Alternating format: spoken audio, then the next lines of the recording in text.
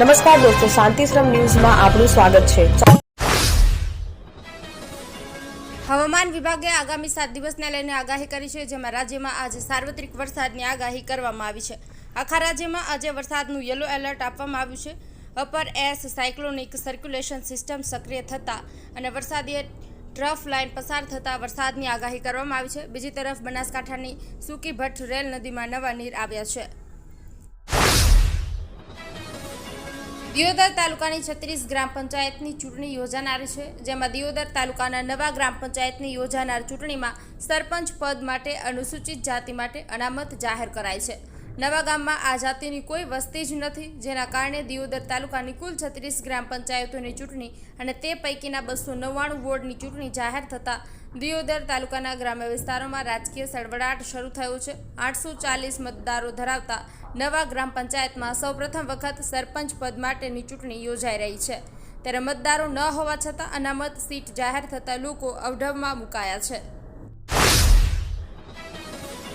બનાસકાંઠા જિલ્લામાં જૈનાચાર્ય બૌદ્ધ રત્ન સુરીશ્વરજી મહારાજના શિષ્ય રત્નનો દ્વારા મૂલ્યલક્ષી શિક્ષણનું અભિયાન કરવામાં આવી રહ્યું છે। શ્રી કલ્પ રક્ષિત વિજયજી મહારાજ અને શ્રી જ્ઞાન રક્ષિત વિજયજી મહારાજે ડીસાના ગામડાઓમાં વિશેષ અભ્યાસક્રમ તૈયાર કર્યો છે। આ અભિયાન અંતર્ગત શાળાઓમાં બાળકોને મૂલ્યલક્ષી શિક્ષણ આપવામાં આવે છે, જેમાં ગરીબી, બેકારી, મોંઘવારી, વ્યસન અને અન્ય સામાજિક સમસ્યાઓથી મુક્તિ મેળવવાનું માર્ગદર્શન આપવામાં આવે છે। અત્યાર સુધીમાં 50,000થી વધુ લોકો આ અભિયાનમાં જોડાયા છે। પાલનપુર શહેરના ઢુંડિયાવાડી વિસ્તારમાં રાત્રિ દરમિયાન એક મોટી દુર્ઘટના સામે આવી છે। રેલવે સ્ટેશન નજીક આવેલી પ્રોટેક્શન વોલ અચાનક ધરાશાયી થઈ ગઈ હતી। આ દિવાલ રહેણાંક વિસ્તારની સામે આવેલી હતી। દિવાલ તૂટી પડવાથી આસપાસના મકાનોને નુકસાન પહોંચ્યું છે। વિસ્તારમાં આવેલી પાણીની ટાંકી, મકાનોના દરવાજા તેમજ સંડાસ બાથરૂમને પણ નુકસાન થયું છે। જોકે આ ઘટનામાં સદનસીબે કોઈ જાનહાનિ થઈ નથી। દિયોદર પંથકમાં શિક્ષણનું અનેરું ધામ એટલે Shri Tapasvi college of nursing તેમજ શ્રી તપસ્વી આર્ટ્સ કોલેજ, જ્યાં છે સંપૂર્ણ AC, CCTV, WiFi, digitally updated campus, BSc nursing સહિતના અનેક કોર્સમાં આજે જ પ્રવેશ માટે સંપર્ક કરો। Tapasvi college of nursing, Deodar. બનાસકાંઠા જિલ્લાના ધાનેરા વિસ્તારમાં ઉનાળાની કાળઝાળ ગરમીમાં રેલ નદીમાં બીજી વાર નવા નીર આવ્યા છે। સામાન્ય રીતે ચોમાસા દરમિયાન પણ કોરી રહેતી આ નદીમાં હાલ પાણીનો પ્રવાહ જોવા મળી રહ્યો છે। ઉપરવાસમાં થયેલા ભારે વરસાદને કારણે નદીમાં પાણી આવ્યું છે। આ પાણી ધાનેરાના ગ્રામીણ વિસ્તાર સુધી પહોંચ્યું છે। નદીનું પાણી આલવાડ, રૂણી અને રાજોડા જેવા વિસ્તાર સુધી પહોંચ્યું છે। થરાદ સબ જેલમાં કેદીઓની આરોગ્ય સુરક્ષા માટે સરકારી હોસ્પિટલના તબીબ સ્ટાફે મુલાકાત લીધી હતી। જેલમાં રહેલા કેદીઓની તબીબી તપાસ કરવામાં આવી રહી છે। કેદીઓની કટોકટીના સ્થિતિમાં તાત્કાલિક સારવાર આપવા માટેનું માર્ગદર્શન આપવામાં આવ્યું હતું। તબીબે સ્ટાફ કેદીઓને હૃદયરોગના હુમલા જેવી પરિસ્થિતિમાં CPR કેવી રીતે આપવું તેની વિગતવાર સમજ આપી હતી। આ મુલાકાત દરમિયાન નિવાસી તબીબી અધિક્ષક ડોક્ટર KV માલોસણિયા અને ડોક્ટર ચેતન પટેલ સહિતના સ્ટાફે હાજરી આપી હતી। આ તબીબી તપાસ અને માર્ગદર્શન કાર્યક્રમથી જેલમાં કેદીઓની આરોગ્ય સુરક્ષા વધુ સારી બનશે। યાત્રાધામ અંબાજીને પ્લાસ્ટિક મુક્ત અને સ્વચ્છ બનાવવા માટે વિશેષ અભિયાનની શરૂઆત કરવામાં આવી છે। અંબાજી વિસ્તાર વિકાસ અને પ્રવાસન સત્તામંડળ તેમજ અંબાજી ગ્રામ પંચાયતના સંયુક્ત પ્રયાસથી સ્વચ્છતા પખવાડિયા અંતર્ગત આ કાર્યક્રમનું આયોજન કરવામાં આવ્યું છે। અંબાજી વિસ્તાર વિકાસ અને પ્રવાસન નિયમન સત્તામંડળના મુખ્ય કારોબારી અધિકારી કૌશિક મોદીના નેતૃત્વમાં સમગ્ર અંબાજીમાં સફાઈ અભિયાન હાથ ધરવામાં આવ્યું હતું।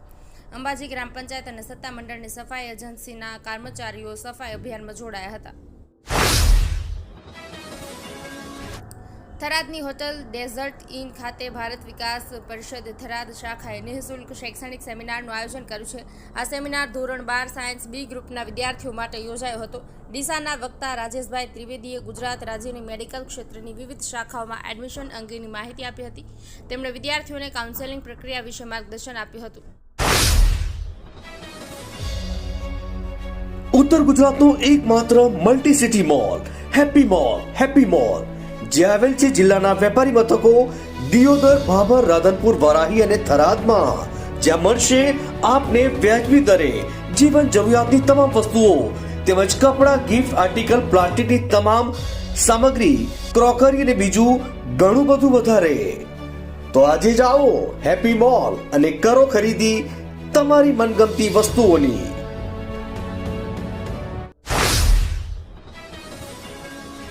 પાટણ શહેરમાં બુધવારે મધ્યરાત્રિએ 1 કલાક દરમિયાન 2 ઇંચ વરસાદ ખાબકતા શહેરના નીચાણવાળા વિસ્તાર સહિત રેલવે ગરનાળામાં પાણી ભરાયા હતા.